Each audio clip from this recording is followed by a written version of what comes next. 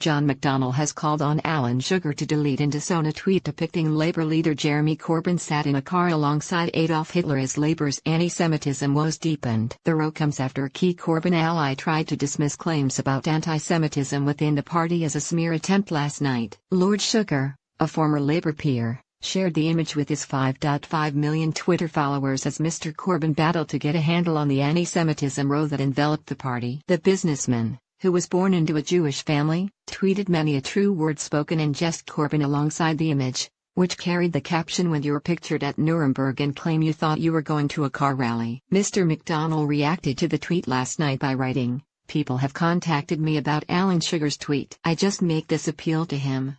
Please delete and disown it. We all desperately need to bring people together now. We can hold strong views about each other's politics, but now is the time to learn from each other and unite people."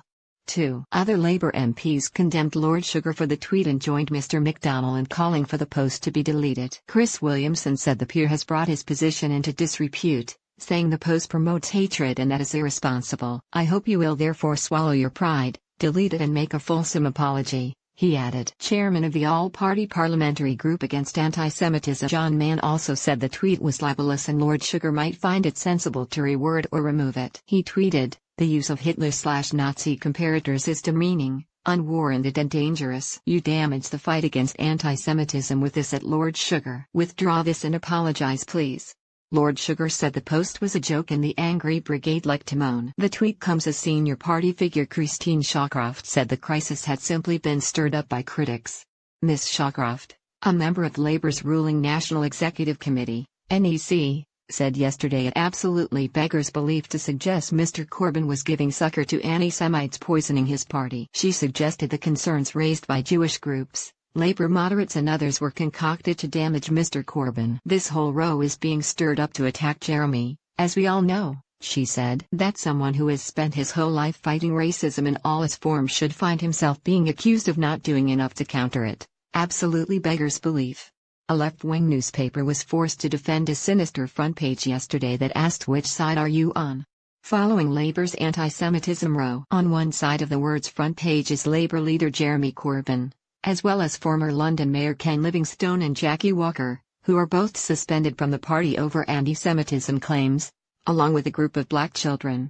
On the opposite side are Communities Secretary Sajid Javid and Labour MP Chuka Munna at an anti-Semitism protest. In the same half are Labour MP John Woodcock, who has criticised Mr. Corbyn, Theresa May and former Prime Minister Tony Blair. Journalist David Collier, who exposed Jeremy Corbyn's membership of the controversial Palestine Live group, tweeted, "You haven't really just produced an Us Against the Jews front cover, have you?"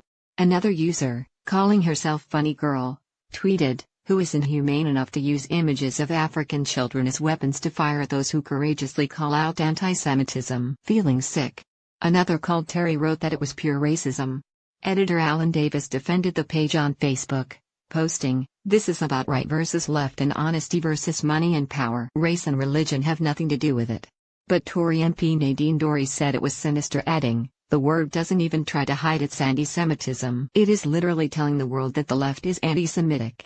The row came as Mr. Corbyn used a video message to the Jewish community to acknowledge Labour needed to do better to deal with the hatred of some hard left activists towards Jews. 39 Labour MPs and peers wrote a letter demanding he axe Mrs. Shawcroft from the NEC. Theresa May said it was time for all public figures to stand up and make our voices heard in the face of anti-Semitism. Ms. Shawcroft's comments undermine efforts by Mr. Corbyn to mend fences with the Jewish community. She was sacked as chairman of Labour's disciplinary panel on Wednesday after the Mail revealed she had opposed the suspension of an apparent Holocaust denier who was standing as a Labour council candidate.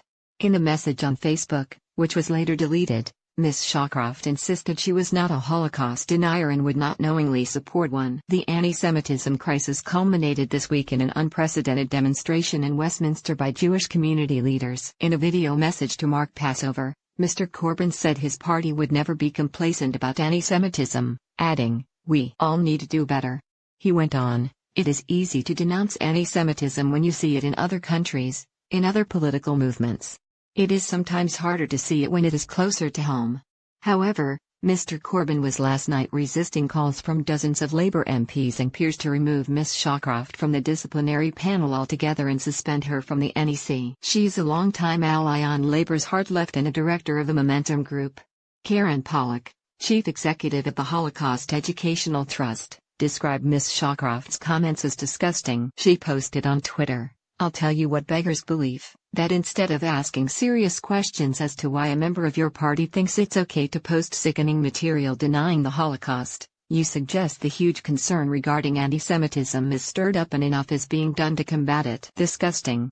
Veteran Labour MP Siobhan McDonagh said it was time for Mr. Corbyn to stop paying lip service to the issue and take action against his friend and ally. She said, "I would say we have got enough letters to paper Nelson's column saying that Jeremy will take action. The time for words is over."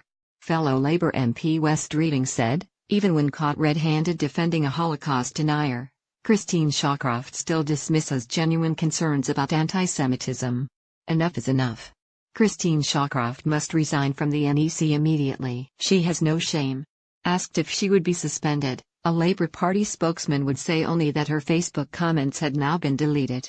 In her statement yesterday, Ms. Shawcroft said she was deeply sorry for the way she handled a complaint against Labour activist Alan Bull, who posted a Facebook link to a fake news article titled, "International Red Cross Report Confirms the Holocaust of 6 Million Jews is a Hoax?"